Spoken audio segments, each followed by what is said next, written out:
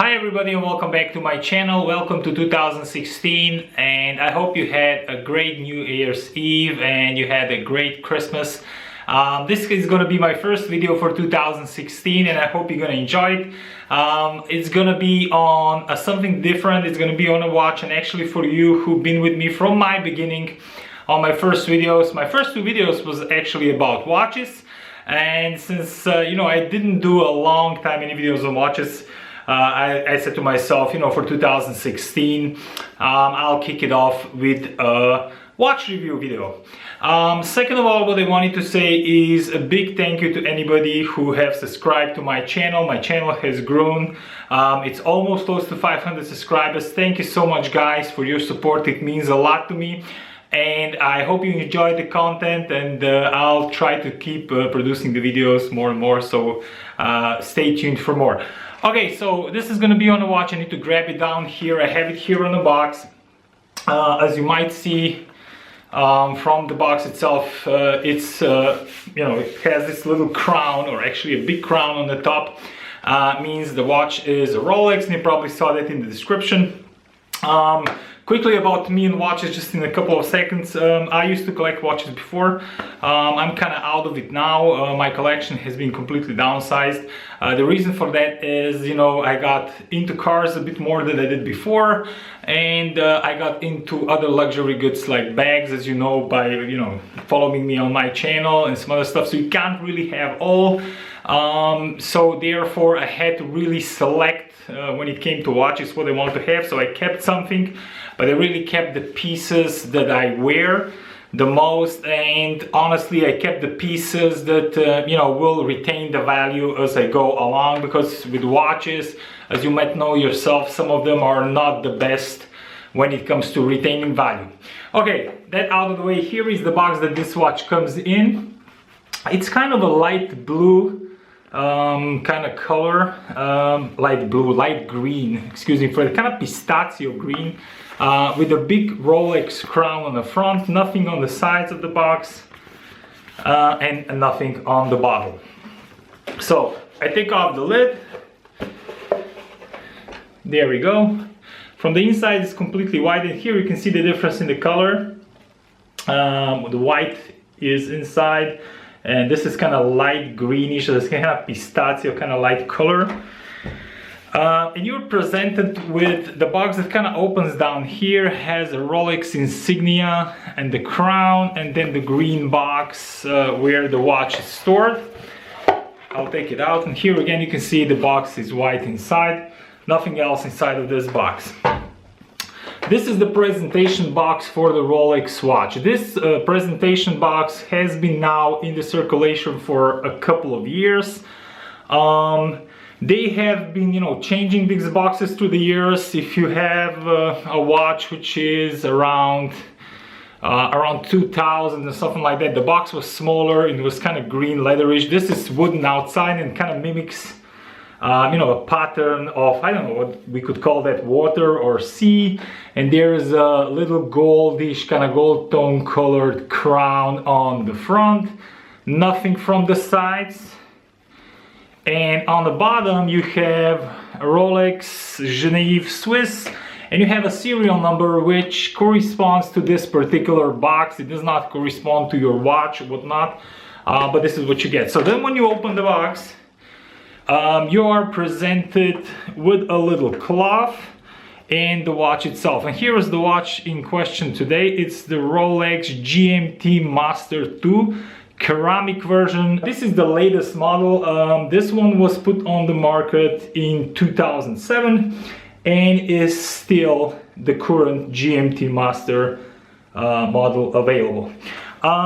Rest what you should get in your box, let me take the watch out for a second, guys. It comes in this kind of a little, I call it pillow, and then inside you have this little hand tag which actually would have the price, and on the other side it would have the reference numbers. So like this. This is little plastic which is a bezel protector for your watch. Let me, excuse me for going off for a second. So as you can see, This is how it, you know, kind of comes in, so it kind of protects your bezel from scratching. And the other things that you will find in here is your documentation. So the documentation looks like this. It's in kind of a card holder design, kind of green card holder with a Rolex insignia in the back, and in the front you have a place for your card, which is like a credit card. And let me show you this, guys. I'm gonna just protect the serial number of my watch, but as you can see, here's the reference that I talked about, the 116700. The LN means lunette nere, which means that the bezel is in black color, so lunetta nera or something like that. And what is below it is the serial number of my particular watch, and I have, you know, put my finger there, so kind of protect that. I don't want to kind of flash that on the internet. And on the other side, what you would have is the purchase date and the AD, so the Rolex authorized dealer that sold the watch, you know, would be kind of highlighted on that piece of the card. Anyway, so that's the card. And what else you get is your little booklet, which, you know, tells you about, you know, different aspects of the watch, how to set the watch, you know, how the GMT function works on this watch. You know, a bit of a description and how to set the watch using the crown, and so on and so on. So this is basically what you will get with this watch. I wanted to show this off like this, so, you know, I kind of bring it closer to the camera. But what we're gonna do now, I'm gonna swap out the camera around. I'm gonna take the watch close up, so I can show you guys the rest of the watch and talk a bit about the functionality of the watch and why I have decided for this watch in particular to keep it in my collection and keep using it on a daily basis. So let's swap it around. All right, guys, I'm back. I have turned the camera around to show you this a bit in details. One thing to mention before we do so, here is the little certificate of chronometer, which I didn't show you, and it's part of the booklets there. And this was my receipt for the particular AD that I bought the watch at. Another thing is this little stand is, if somebody's interested, it's not part of the overall sales package. This I have acquired separately, and I believe, you know, this is the same ones that you will see Rolex have in their windows. And, you know, it's like you can pick these ones up on some watch forums. If you look around in the shopping, I mean in the sales parts of the watch forums like TZUK or RolexForums.com and so on, or RLXDE, the German Rolex forum, and so on, etc., etc. There are many of them, so I'm not gonna go into that. I use it because I like to store my watch like this, because I do wear this watch. As I said, I do, you know, use it daily. I swap it out with some other pieces, but, you know, it is what, you know, what I wear. It's not like it's in the box or it's stored all the time. It's really being used and quote unquote abused. Quickly, you know, just maybe for you who are not into watches, you know, the Rolex GMT was kind of commissioned by Pan Am back in 1954 or thereabout. Actually, 1954 the first GMT came out, but, you know, Pan Am kind of reached out to Rolex and said, you know, guys, we're looking for a timepiece for our pilots that would be able, you know, to kind of simultaneously track the departure time and the arrival time, especially because they started to operate the trans-ocean kind of lines at that time, and the time differences were big. So Rolex produced the GMT Master for them, which had the fourth hand, which you can see here. And mine is at the moment showing 10 a.m. local time somewhere else, and actually it's in US, where a colleague of mine works, and it's showing 3 o'clock local time here where I live. So that's the idea. So you're able to simultaneously look at 2 time zones, and actually with the use of a rotating bezel, you could actually track even 3 of them. This particular model is the latest iteration of this particular watch. There have been altogether a couple of variations of this watch from the 1954 original GMT Master. There were, I believe, around 6 or 7. There is a great site online called the GMT Master, I think, history or something like that. Let me see if I can pull it up quickly for you guys. Just a second. Yeah, so it's gmtmasterhistory.com. So if you go to that, that's a great resource to find out everything about the GMT Master, you know, the history and all the variations of the watches that came out. Actually, looking at it now, the original 6542 that was commissioned for for the Pan Am, or not commissioned for them, I mean, it was available also for people to buy. Actually also got very popular by being worn in the 1964 James Bond movie called Goldfinger, and it was worn by no other else than the character Pussy Galore in that movie. I don't know, there's a little bit of film trivia and watch trivia here. Oh, there we go, my watch went a bit out of focus. There we are back. And from then on, you know, there were different iterations, but pretty much the watch remained true to the original. It didn't add any additional functions. So it had the seconds, the hours, the minutes, the date, and obviously the GMT time. And this remains true to today. Of course, they have improved the materials, and you know, they changed the bezels and so on. I'm going to talk about that a bit in a second. But just to give you, you know, a bit of a changes what happened with this watch and why I believe this watch is a very versatile watch. So this what we have in the hand, as I mentioned, is the 116710 reference, the GMT Master with the ceramic Carachrome bezel. The caliber or the movement or whatever you want to call it is, you know, 3186 hacking movement, which means that when you pull out the crown, the seconds hand's gonna stop. That's what the hacking means. And the bracelet is the Oyster 78200. The bracelet is a really big improvement on the previous one, I must say, because I have handled the previous one. It is water resistant down to 100 meters, which is 330 feet, and it features a triple lock crown, which is a difference to the previous one, which featured a double lock crown, I believe. So the difference is this one is more waterproof, and actually the same one is used on the Submarine, which is rated for 300 meters, so higher water resistance, but the crown is the same. So as I said, the ceramic chrome bezel is made out of ceramics. There is a great video on the internet that kind of shows how they produce that, but in a nutshell, they heat it up to a really high temperature, and they then machine it. And the numbers itself, let me see if I can get that to zoom in. You know, the numbers itself here are powder dusted by platinum dust, highly resistant to scratches. Just, it's a very beautiful piece, and gives this watch, in my opinion, more kind of a premium look than the previous GMT did, where the bezel was stainless steel, and the hour markers were painted, or kind of, you know, they were done with paint. They were not etched in like they are here. This is etched in, and inside it's been dusted here by platinum dust. Another thing is, you know, this watch is highly luminescent, meaning all the dots are luminescent, so it's visible in the dark. Let me see if it's gonna show up. I don't know if you can see that, but it's kind of, it should be like a bit you know, showing how you can see it, but definitely you can read it off in the dark. And the luminovas are, you know, surrounded by these little circles and a triangle here, and the material for that, I believe, is white gold, if I'm not mistaken. So there's a lot of premium materials on this watch. So it's by any means, okay, this is a stainless steel watch, but it does, you know, use some of the more premium materials also.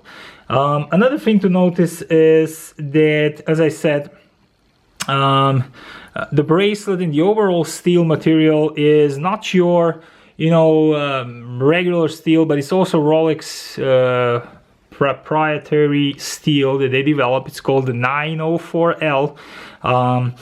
you know, you can read that all about these steals and everything on the internet, but what I want to tell you is, compared to some other watches that I have owned, and I have owned a couple from different manufacturers. If you follow me on Instagram, if you see some of my latest posts, you will see some of the watches that I had in my collections at one time. This steel is really highly resistant to bumps, scratches, and it polishes really nicely. This one now, as you can see, there's quite a lot of scratches on this. Let me try to clean that a bit up, because of course it's gonna, you know, it's taking fingerprints. There we go. Now it's a bit better, but yeah, you can see, you know, this watch is scratched, but as you can see, these are all hairline scratches pretty much. So this can get polished out pretty easily by, you know, the Rolex AD. This does not require, you know, any, you know, big work to make it look like it was new. And I have been wearing this pretty much daily. The bracelet also features, you know, the sides of the bracelet are brushed, so they are more scratch resistant, but this middle parts, they are polished on the GMT, while on the Submariner the whole bracelet is brushed, so it's kind of more of a rugged design. You see, this is polished, although it looks nice, it catches, you know, scratches easier. But again, as I said, this can be easily polished out should you wish to do so. Another thing to say, as I said, you know, the GMT function is nice. The water resistancy is enough to, you know, go into any kind of a swimming scenario or even diving, you know, like kind of snorkeling, not real diving, but snorkeling. You know, it's just like a really versatile piece. The versatility with this particular piece is through the charts for me. You know, it's not really a sports watch, but it is a sports watch. It's not really an elegant watch, but it is an elegant watch. You know, it's just able to go anywhere. Another thing, you know, which is a difference to the Submariner, although the case shape and size, I have a lot of problems with the camera, guys, today, and I apologize. So the case shape and size, you know, and the thickness is the same as the Submariners. The only difference is the bottom part here. You see this hatch that it closes down to this, what they call the oyster case, is, you know, kind of thicker, more bubbled on the sub, while here it's very flat. And you do appreciate that when you wear the watch, because it just sits kind of more stable on the wrist. Because imagine if there is a bubble here, the watch tends to move around on the wrist. Not this one. This one's pretty, you know, pretty solid on the wrist. Another thing on this bracelet, which is nice but not as nice on the Submariner one, is, you know, it has like a half link relief here, meaning now it's, you know, kind of plugged in. But if I can unplug it in, you see I get like a half a link longer bracelet. This is nice when you're wearing the watch during the day. And let me put it on the wrist so you guys see how it looks on my wrist. And my wrist is around 17.5 to 18 centimeters. You see, when you go through the day, especially when it's hot, not now when it's cold, the hand usually might extend a bit during the day. Okay, and then you can use that, you know, half a link to kind of relieve the bracelet. See, I'm gonna do it now. And you will see now it's gonna fit more loosely. Yeah, there we go. If it's gonna zoom in, it doesn't want to have a lot of problems with the camera. Okay, there we go. As you can see now, it's much more loose. So that's nice, you know, that's a nifty little feature, because with the metal bracelet, of course, once it's set, there's not a lot of, you know, movement and not a lot of, you know, on-the-go adjustment. But with this half of the link, it's just enough. If you set yourself correctly, the watch, and I have another spare link there that I took out, so it's gonna, you know, if you have a wrist which is 20 centimeters or something like that, that's gonna fit you. You just need to adjust that. You need to put that extra link which I took out of mine. And that's gonna, you know, serve you perfectly. Anyway, the video is starting to get really long, guys. It's already like 12 minutes on this part, and I think the previous one was around 6 minutes.